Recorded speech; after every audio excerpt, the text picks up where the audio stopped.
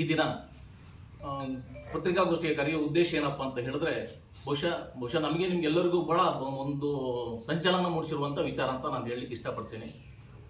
ಈಗ ಸಾಗರ ತಾಲೂಕು ಭೌಗೋಳಿಕವಾಗಿ ಬಹಳ ವಿಶಿಷ್ಟತೆಯನ್ನು ಹೊಂದಿರುವಂಥ ಒಂದು ಸಾಗರ ತಾಲೂಕು ಕ್ಷೇತ್ರ. ಯಾಕೆ ಹೇಳಿದ್ರೆ ಇದು ನಮ್ಮದು ಎರಡು ಭಾಗನ ಹಂಚ್ಕೊಳ್ತೇವೆ.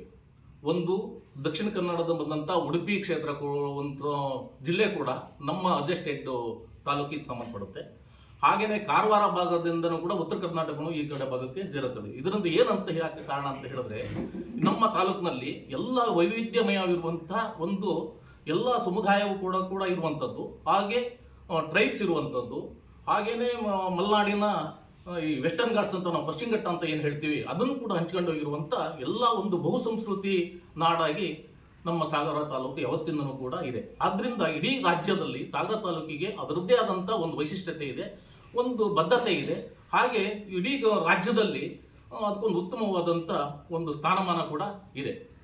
ಯಾಕೆ ಹೇಳಿದ್ರೆ ಇವತ್ತು ಇಡೀ ಸಾಗರ ತಾಲೂಕಿನಲ್ಲಿ ಬಹುಶಃ ಮ್ಯಾಗ್ಸೆಸ್ ಪ್ರಶಸ್ತಿ ಬಂದಿರುವಂಥದ್ದು ಸಾಗರ ತಾಲೂಕಿನ ಹೆಗ್ಗೋಡಿಗೆ. ಒಂದು NST national school of drama ಅದು ಕೂಡ ನಮ್ಮ ಚಲನಚಿತ್ರ ಇದ್ರದ್ದು ಕೂಡ ಟ್ರೈನಿಂಗ್ ಸೆಂಟರ್ ಕೂಡ ನಮ್ಮ ಸಾಗರದಲ್ಲಿದೆ. ಎಂತೆಂಥ ಇನ್ನು ಏನು ಬೇಕು. ಆಮೇಲೆ ಜಿಲ್ಲೆ ಆಗಲಿಕ್ಕೆ ಎಲ್ಲ ಅರ್ಹತೆಯೂ ಇರುವಂಥದ್ದು ತಾಲೂಕು ಇದೇನಕ್ಕೋಸ್ಕರ ತಾಲೂಕನ್ನು ಬಿಟ್ಟರೆ ಜಿಲ್ಲೆ ಆಗುವಂಥ ಎಲ್ಲ ಅರ್ಹತೆ ಇರುವಂಥದ್ದು ನಮ್ಮ ತಾಲೂಕಿಗೆ, ನಮ್ಮ ಸಾಗರಕ್ಕಿದೆ. ಅದು ಉಪವಿಭಾಗೀಯ ಹೆಡ್ ಕ್ವಾರ್ಟರ್ ಆಗಿದೆ. ಇಂಥ ಒಂದು ಸಂದರ್ಭದಲ್ಲಿ ಹಿಂದೆ ಈ ತಾಲೂಕನ್ನು ಕಟ್ಟಿರುವಂಥ ನಮ್ಮ ನಾಯಕರಾದಂಥ ಸನ್ಮಾನ್ಯ ಶ್ರೀ ಕಾಗೋಡು ತಿಮ್ಮಪ್ಪನವರ ಮಾರ್ಗದರ್ಶನದಲ್ಲಿ ಇಡೀ ತಾಲೂಕಿನಲ್ಲಿ ಇರುವಂಥ ಶಾಲೆ ಕಾಲೇಜುಗಳು ಇರ್ಬೋದು, ಹಾಸ್ಟೆಲ್ಗಳು ಇರ್ಬೋದು, ಹಾಸ್ಪಿಟಲ್ಗಳು ಇರ್ಬೋದು, ವೆಟರ್ನರಿ ಹಾಸ್ಪಿಟಲ್ಗಳು ಇರ್ಬೋದು, ಅಥವಾ ಸಂಘ ಸಂಸ್ಥೆಗಳ ಕಟ್ಟಡಗಳು ಇರ್ಬೋದು, ಅಥವಾ ಸಮುದಾಯ ಭವನಗಳು ಇರ್ಬೋದು, ಎಲ್ಲರನ್ನು ಸರಿದೂಗಿಸ್ಕೊಂಡು ಹೋಗುವಂಥ ಕೆಲಸಗಳನ್ನು ಸನ್ಮಾನ್ಯ ಶ್ರೀ ಕಾಗೋಡು ತಿಮ್ಮಪ್ಪನವರು ಹಿಂದಿನ ಮಾಡ್ತಾ ಬಂದರು. ಅವರ ತಲೆಮಾರಿನ ಕುಡಿಯಾದಂಥ ಸನ್ಮಾನ್ಯ ಶ್ರೀ ಗೋಪಾಲಕೃಷ್ಣ ಬೇಳೂರವರು ಅದನ್ನೇ ಕೂಡ ಮುಂದುವರಿಸ್ಕೊಂಡು ಹೋಗುವಂಥ ಎಲ್ಲ ವ್ಯವಸ್ಥೆಗಳು ನಡೀತಾ ಬಂತು. ಅದರಲ್ಲಿ ಇವತ್ತು ಈ ತಾಲೂಕು ಇಷ್ಟು ಅಭಿವೃದ್ಧಿ ಆಗಲಿಕ್ಕೆ ಅಧಿಕಾರ ಬಹಳ ಮುಖ್ಯ. ಒಳಗಡೆನೂ ಕೆಲಸ ಮಾಡಬೇಕು, ಹೊರಗಡೆನೂ ಕೆಲಸ ಮಾಡಬೇಕು. ಆ ಅಭಿವೃದ್ಧಿ ಆಗಬೇಕು ಅಂತ ಹೇಳಿದ್ರೆ ಪ್ರತಿ ಹಂತದಲ್ಲೂ ನೀವೆಲ್ಲರೂ ಕೂಡ ನಮಗಿಂತ ಚೆನ್ನಾಗಿ ಸೂಕ್ಷ್ಮವಾಗಿ ಮಾಧ್ಯಮದವರು ಗ್ರಹಿಸ್ತಾ ಇರ್ತೀರಿ. ಪ್ರತಿ ಹಂತದಲ್ಲೂ ಮೊದಲೆಲ್ಲ ಸಾಗರ ತಾಲೂಕಿಗೆ ನಮ್ದು ಸರ್ಕಾರ ಬಂದಿದೆ ಅಂತ ಹೇಳಿದ್ರೆ 100% ಫಸ್ಟ್ ಲಿಸ್ಟಲ್ಲಿ ಒಬ್ಬರು ಸಚಿವರು ನಮ್ಮ ಇರ್ತಿದ್ರು.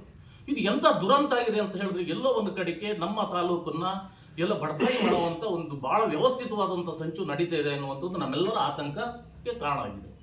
ಯಾಕೆ ಹೇಳಿದ್ರೆ ಇವತ್ತು ಸಾಗರ ಇಷ್ಟೆಲ್ಲ ನಾನು ಯಾಕೆ ಹೇಳಬೇಕಾಯ್ತು ಅಂತ ಹೇಳಿದ್ರೆ ರೈಲ್ವೆ ಇದೆ, ಪ್ರತಿಯೊಂದು ಇದೆ, KSRTC ಇದೆ, ಕಾಲೇಜು ಇದೆ, ಡಿಗ್ರಿ.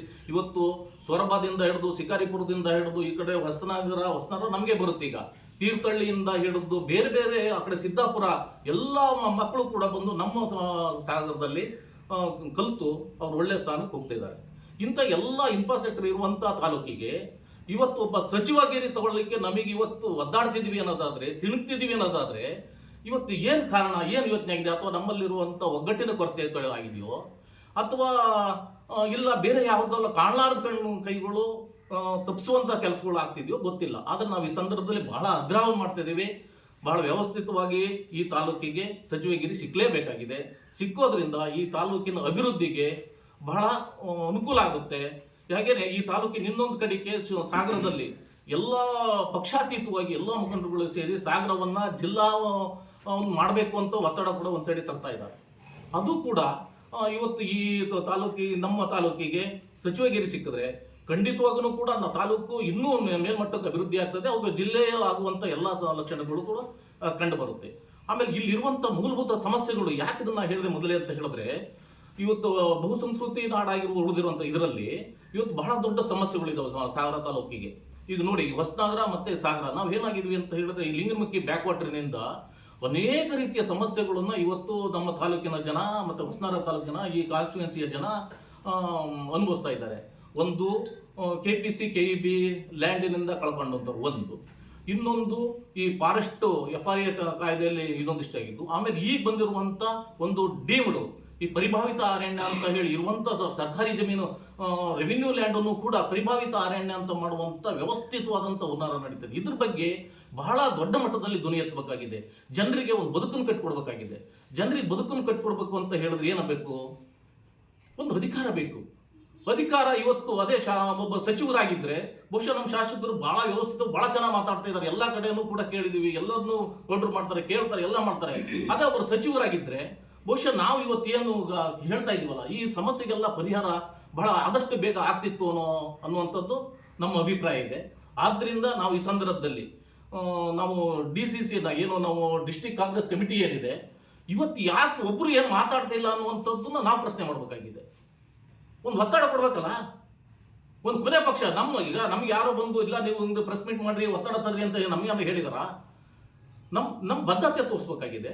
ಹಾಗಿರಂದೆ ಜಿಲ್ಲೆಯಿಂದ ಈಗ ಆಲ್ರೆಡಿ ಹಿಂದೆ ಆದ್ರು ಆದ್ಮೇಲೆ ನಾವೆಲ್ಲರೂ ಕೂಡ ಸ್ವಾಗತ ಮಾಡಿದ್ದೀವಿ ಮಧು ಬಂಗಾರಪ್ಪನವ್ರು ಆದ್ಮೇಲೆ. ಈಗ ಇದು ಯಾವತ್ತೂ ಕೂಡ ನಾವು ಕಾಂಗ್ರೆಸ್ ಪಕ್ಷ ಮೊದಲಿಂದ ಹೇಳ್ತಾ ಬಂದಿದ್ದು ಅಧಿಕಾರ ವಿಕೇಂದ್ರೀಕರಣದ ಒಂದು ಕಾನ್ಸೆಪ್ಟ್ ಅಂತ ಹೇಳ್ತಾ ಬಂತು. ಅಧಿಕಾರ ವಿಕೇಂದ್ರೀಕರಣ ಅಂದ್ರೆ ಏನು? ಎಲ್ಲರಿಗೂ ಅವಕಾಶಗಳನ್ನು ಹಂಚಿಕೊಡುವಂಥದ್ದಲ್ವಾ? ಇದು ಕೇವಲ ಸ್ಲೋಗನ್ ಆಗಿ ಉಳಿಬಾರದು. ಅದು ಅಧಿಕಾರ ವಿಕೇಂದ್ರೀಕರಣ ಆಗಿ ಮತ್ತೊಬ್ಬರಿಗೆ ಅದು ಹಂಚು ಹೋದಾಗ ಅವ್ರಿಗೂ ಕೂಡ ಕೆಲಸ ಮಾಡುವಂತ ಅವರು ಕೂಡ ಯುವಕರಿದ್ದಾರೆ. ಇಡೀ ತಾಲೂಕಿನಲ್ಲಿ ಬಹಳ ಪಾರದರ್ಶಕವಾಗಿ ಒಂಥರ ಸ್ಫಟಿಕ ತರ ಕೆಲಸ ಮಾಡುವಂತ ಮನಸ್ಥಿತಿ ನಮ್ಮ ಬೇಳೂರವರಿಗಿದೆ, ಮಾಡ್ತಾ ಇದ್ದಾರೆ. ಅದನ್ನ ನಾವೆಲ್ಲರೂ ಕೂಡ ಹತ್ತಿರದಿಂದ ಕಂಡಿದ್ವಿ. ನಮ್ಗಿಂತ ಮಾಧ್ಯಮದವರಿಗೂ ಚೆನ್ನಾಗಿ ಗೊತ್ತಿದೆ. ಅದು ಪ್ರಿಂಟ್ ಮೀಡಿಯಾ ಇರ್ಬೋದು ಅಥವಾ ನಮ್ಮ ಸೋಷಿಯಲ್ ಮೀಡಿಯಾ ಇರ್ಬೋದು. ಇಂಥ ಸಂದರ್ಭದಲ್ಲಿ ನಾವು ಜಿಲ್ಲಾ ಸಮಿತಿಯವರನ್ನ ಬಹಳ ಇವತ್ತು ಆಗ್ರಹ ಮಾಡಬೇಕಾಗಿದೆ. ಯಾಕೆ ಹೇಳಿದ್ರೆ ಜಿಲ್ಲಾ ಸಮಿತಿಯವರು ಸಾಗರಕ್ಕೆ, ಯಾಕೆ ಅಂತ ಹೇಳಿದ್ರೆ ಕಾಗೋಡು ತಿಮ್ಮಪ್ಪನವರು ಸಾಹೇಬರು ಇರುವಂತ ಸಂದರ್ಭದಲ್ಲಿ ಪ್ರತಿ ಹಂತದಲ್ಲೂ ಒಂದು ಸಚಿವಗಿರಿ ಸಿಕ್ತಿತ್ತು. ಇವತ್ತು ನಮ್ಮ ತಾಲೂಕು ಬಡವಾಗ್ತಾ ಇದೆ. ಇವತ್ತು 2ನೇ ಸ್ಟೇಜಿಗೆ ನಮ್ಮ ತಾಲೂಕನ್ನ ತಳ್ಳುವಂತ ಇದು ನಡೀತಾ ಇರುತ್ತೆ. ಆಗಿರೋದ್ರಿಂದ ಅದು ಆಗಬಾರ್ದು. ಜಿಲ್ಲಾ ಸಮಿತಿಯವರು ದಯವಿಟ್ಟು ಇದನ್ನ ಎಚ್ಚೆತ್ತುಕೊಂಡು ಇವತ್ತು ಮಾಡೋದ್ರಿಂದ, ಬೇಳೂರವರನ್ನ ಸಚಿವರು ಮಾಡೋದ್ರಿಂದ ಮುಂದಿನ ಎಲ್ಲ MP ಚುನಾವಣೆ ಇರ್ಬೋದು, ಇರುವಂತ ಶಿವಮೊಗ್ಗ ಜಿಲ್ಲೆಯಲ್ಲಿರುವಂತ ಎಲ್ಲ ತಾಲೂಕುಗಳನ್ನ ನಾವು ಕಾಂಗ್ರೆಸ್ ಪಕ್ಷವನ್ನ ಗಟ್ಟಿ ಮಾಡಿ ಮುಂದಿನ ದಿನಗಳಲ್ಲಿ 2028 ಮತ್ತು 29ರ ಚುನಾವಣೆಯನ್ನು ಗೆಲ್ಲಿಕ್ಕೆ ಎಲ್ಲ ರೀತಿಯಂತೂ ಸಹಕಾರ ಅವಶ್ಯಕತೆ ಅಗತ್ಯತೆ ಆಗುತ್ತೆ ಅನ್ನೋ ಕಾರಣದಿಂದ ಇವತ್ತೆಲ್ಲರೂ ಸಡನ್ಲಿ ಸೇರಿ ಒಕ್ಕೂಟದಿಂದ ಈ ಹಕ್ಕೊತ್ತಾಯವನ್ನ ಜಿಲ್ಲಾ ಸಮಿತಿಯವರು ಮಾಡಬೇಕು. ಹಾಗೆ ರಾಜ್ಯ ಸಮಿತಿನೂ ಕೂಡ ಸಾಗರ ತಾಲೂಕಿನ ಬಗ್ಗೆ ತಕ್ಷಣವೇ ಕ್ರಮ ಕೈಗೊಂಡು ಸಚಿವ ಸ್ಥಾನವನ್ನು ಗೋಪಾಲಕೃಷ್ಣ ಬೇಳೂರವರಿಗೆ ಕೊಡಬೇಕು ಅಂತ ಈ ಸಂದರ್ಭದಲ್ಲಿ ಮನವಿ ಕೂಡ ಜಿಲ್ಲಾ ಸಮಿತಿಗೆ ಮತ್ತು ರಾಜ್ಯ ಸಮಿತಿಯವರಿಗೆ ನಾವು ಮನವಿ ಮಾಡ್ಕೊಳ್ತೀವಿ. ನಮ್ಮ DCC ಕಮಿಟಿಯವರಾಗಲಿ ಸಾಗರ ತಾಲೂಕು ಕಮಿಟಿಯವರಾಗಲಿ ಇವರಿಗೆ ಗೋಪಾಲಕೃಷ್ಣ ಬೇಳೂರವರಿಗೆ ಸಚಿವ ಸ್ಥಾನದ ಬಗ್ಗೆ ಧ್ವನಿ ಎತ್ತೇ ಇರೋದ್ರಿಂದ ಅನಿವಾರ್ಯವಾಗಿ ನಾವು ಶಾಸಕರಿಗೂ ಕೇಳಿದೆ, ತಾಲೂಕು ಕಮಿಟಿಗೂ ಕೇಳಿದೆ. ನಾವೇ ಒಂದು ಹೆಜ್ಜೆ ಮುಂದೋಗಿ ಪತ್ರಿಕಾಗೋಷ್ಠಿ ಕರೆಯುವ ಸಮಯ ಬಂದಿದೆ. ಯಾಕೆ ಬೇಳೂರವರು ಸಚಿವರಾಗಬೇಕು ಅಂದರೆ ಅವ್ರು ಈಗಲೂ ಸಹ 18 ಗಂಟೆ ಜನರ ಜೊತೆ ಒಡನಾಟ ಇದೆ. ಯಾವುದೇ ತುರ್ತು ಕರೆಗೆ ಅವರು ಸ್ಪಂದಿಸ್ತಾರೆ. ಹಾಗೆ ಈ ರಾಜ್ಯದಲ್ಲಿ ಕಾಂಗ್ರೆಸ್ ಬೆಳಿಬೇಕು, ಪಕ್ಷದ ಕೆಲಸಗಳು, ಇದು ಸರ್ಕಾರದ ಕೆಲಸಗಳು ಪಾರದರ್ಶಕವಾಗಬೇಕಂದ್ರೆ ಆಕ್ಟಿವ್ ಆಗಿ ತಿರ್ಗಾಡೋಂಥವ್ರು, ಜನರ ಜೊತೆಗೆ ಇರೋಂಥವ್ರು ಮಂತ್ರಿ ಆಗೋದು ಅವಶ್ಯಕತೆ ಇದೆ. ಈ ನಮ್ಮ ಪಕ್ಷ ಬೆಳೆಸೋದ್ರ ಜೊತೆಗೆ ಸರ್ಕಾರದ ಕೆಲಸಗಳಿಗೆ ವೇಗ ಸಿಗಬೇಕು ಅಂದರೆ ಗೋಪಾಲಕೃಷ್ಣ ಬೇಳೂರಂಥ ನಾಯಕರು ಈ ಜಿಲ್ಲೆಗೆ ಮಂತ್ರಿ ಆಗಬೇಕು, ಈ ರಾಜ್ಯಕ್ಕೆ ಅವರ ಕೊಡುಗೆ ಬೇಕು. ಹಾಗಾಗಿ ನಾವೆಲ್ಲ ಹಕ್ಕೊತ್ತಾಯ ಮಾಡೋಕ್ಕಾಗಿ ಈ ನಮ್ಮ ಸಮಾನ ಮಸ್ಕರಿಗೆ ಕರೆದಿದ್ದೀವಿ. ಅವರೆಲ್ಲರೂ ನಮ್ಮ ಕರೆಗೆ ಹೋಗ್ಬಿಟ್ಟು ಬಂದಿದ್ದಾರೆ. ಇನ್ನು ಮುಂದಿನ ದಿನದಲ್ಲಿ ತಾಲೂಕು ಕಮಿಟಿಯವರಾಗಲಿ DCC ಕಮಿಟಿಯವರಾಗಲಿ ಏನು ನಿರ್ಧಾರ ತಗೊಳ್ತಾರೆ ಅದಕ್ಕೆ ಬದ್ಧರಾಗಿ ನಾವು ಮುಂದೆ ನಡ್ಕೊಂಡು ಹೋಗ್ತೀವಿ ಅಂತ ಕೇಳ್ತಾ, ನಾವೆಲ್ಲರೂ ಸೇರಿ ಇನ್ನು ಮುಂದೆ ಸಹ ಗೋಪಾಲಕೃಷ್ಣರಿಗೆ ಬೇಳೂರವರಿಗೆ ಸಚಿವ ಸ್ಥಾನ ಸಿಗೋ ತನಕನೂ ನಾವು ಹೋರಾಟಗಳನ್ನು ಮಾಡ್ತೀವಿ ಅಂತ ಹೇಳ್ತಾ ನಿಮ್ಮೆಲ್ಲರ ಬಂದವರಿಗೆ ವಂದನೆ ಹೇಳಿ. ಯಾವುದೇ ವ್ಯಕ್ತಿ ವಿರುದ್ಧ ಅಥವಾ ಪಕ್ಷಿ ವಿರುದ್ಧ ಯಾವುದೇ ಸ್ಟೇಟ್ಮೆಂಟ್ ಕೊಡೋಕೆ ಬಂದಿಲ್ಲ. ನಾವು ಇವತ್ತು ಪ್ರಾರ್ಥನೆ ಮಾಡ್ಕೊಳ್ತಾ ಇದ್ದೀವಿ ರಾಷ್ಟ್ರ ನಾಯಕರಿಗೆ ಮತ್ತು ರಾಜ್ಯ ನಾಯಕರಿಗೆ ಗೋಪಾಲಕೃಷ್ಣ ಅವರಿಗೆ ಮಂತ್ರಿ ಸ್ಥಾನ ಕೊಡ್ಕೊಂತ. ಅದಕ್ಕೆ ಕಾರಣಗಳು ಭಾಳಷ್ಟಿದೆ. ಈ ನಾಡಿಗೆ, ಈ ರಾಷ್ಟ್ರಕ್ಕೆ ನಮ್ಮ ಸಾಗರ ತಾಲೂಕು ಕೊಟ್ಟಂಥ ಕೊಡುಗೆ ನಮ್ಮ ಶಿವಮೊಗ್ಗ ಜಿಲ್ಲೆ ಮತ್ತು ಯಾವ ತಾಲೂಕು ಇಲ್ಲ ಅಂತ ಹೇಳೋಕ್ಕೆ ಬಯಸ್ತೀನಿ ಈ ಸಂದರ್ಭದಲ್ಲಿ. ಕಾರಣ ಇಷ್ಟ ಉದಾಹರಣೆಯೂ ಕೊಡ್ತೀನಿ. ನಮ್ಮ ಜೋಗ್ಪಾಲ್ಸು ಇರ್ಬೋದು, ಅಥವಾ ಉಳುವನೆ ಭೂಮಿ ಒಡೆ ಇರ್ಬೋದು, ಅಥವಾ ಬಗರುಕುಮಿ ಡಿಪಾರ್ಟ್ಮೆಂಟಲ್ಲಿ ಇರ್ಬೋದು, ಇಂಥ ಹಲವಾರು ಕೊಡುಗೆಗಳನ್ನು ನಮ್ಮ ತಾಲೂಕು ಮೊದಲನೇ ಮುಂಚೂಣಿಯಲ್ಲಿ ಕೊಟ್ಟಿದೆ. ಹಾಗೆಯೇ ಗೋಪಾಲಕೃಷ್ಣ ಅವ್ರ ಬಗ್ಗೆ ಹೇಳ್ಬೇಕಂದ್ರೆ, ಗೋಪಾಲಕೃಷ್ಣ ಬೇಳೂರವರು ಯಾವುದೇ ರಾಜಕಾರಣದ ಹಿನ್ನೆಲೆ ಇಲ್ಲದೆ ಅಂತ ಬಂದಂಥ ಸಾಮಾನ್ಯ ವ್ಯಕ್ತಿಯಾಗಿ ಅಂತ ಬಂದಂಥ ವ್ಯಕ್ತಿಯವರು. ಇವತ್ತು ಕೂಡ ಜನಸಾಮಾನ್ಯ ಹಳ್ಳಿ ಮಟ್ಟದಲ್ಲಿ ಏನಾದರೂ ಕಾರ್ಯಕ್ರಮ ಇದೆ ಅಂತ ಏನಾದ್ರು ಒಂದು ಇನ್ವಿಟೇಷನ್ ಕೊಡಬೇಕು, ಪತ್ರಿಕೆ ಬಂದು ಮೊದಲನೇದಾಗಿ ಅವ್ರನ್ನೇ ನೆನೆಸ್ಕೊಳ್ತಾರೆ. ಕಾರಣ ಎಷ್ಟಂದರೆ ಯಾವುದೇ ಸಂದರ್ಭದಲ್ಲಿ ನಮ್ಮ ಮನೆಗೆ ಬಂದು ಹೋಗ್ತಾರೆ ಅಂತೇಳಿ. ಅಂಥ ಜನನಾಯಕಿಗೆ ಈ ಸಂದರ್ಭದಲ್ಲಿ ಮುಂದೆ ಸ್ಥಾನ ಕೊಟ್ಟರೆ ಇಡೀ ಜಿಲ್ಲಾ ಮಟ್ಟದಲ್ಲೇ ಮತ್ತೊಮ್ಮೆ ಲೋಕಸಭಾ ಸ್ಥಾನ ಗೆಲ್ಲೋದಿರ್ಬೋದು, ಅಥವಾ ರಾಷ್ಟ್ರ ಮಟ್ಟದ ರಾಜ್ಯ ಮಟ್ಟದ ಹೆಸರು ಗಳಿಸೋದಿರ್ಬೋದು, ಪಕ್ಷಕ್ಕೆ ಒಳ್ಳೆಯದಾಗೋದಿರ್ಬೋದು, ಇಂಥ ಒಂದು ಬೆಳವಣಿಗೆ ಮಾಡಿ ತೋರಿಸ್ತಾರೆ ಅಂತ ನಮ್ಮೆಲ್ಲ ಸಾಮಾನ್ಯ ಕಾರ್ಯಕರ್ತರು ನಂಬಿಕೆ ಇದೆ. ಹಾಗಿರೋದ್ರಿಂದ ಮತ್ತೊಂದು ಸಲ ಪ್ರಾರ್ಥನೆ ಮಾಡ್ಕೊಳ್ತಿರ್ತೀವಿ. ಗೋಪಾಲಕೃಷ್ಣ ಬೇಳೂರವರಿಗೆ ಈ ಒಂದು ಸ್ಥಾನ ಕೊಡೋದ್ರಿಂದ, ಮಂತ್ರಿ ಸ್ಥಾನ ಕೊಡೋದ್ರಿಂದ ಈ ಸಾಗರ ತಾಲೂಕು ವಿಭಾಗ ಮಟ್ಟದಲ್ಲಿರೋದ್ರಿಂದ ಈ ಸಾಗರ ತಾಲೂಕಿಗೆ ಮತ್ತು ರಾಜ್ಯಕ್ಕೆ ಇನ್ನೂ ಒಳ್ಳೆಯದಾಗತ್ತೆ ಅಂತ ಹೇಳ್ತಾ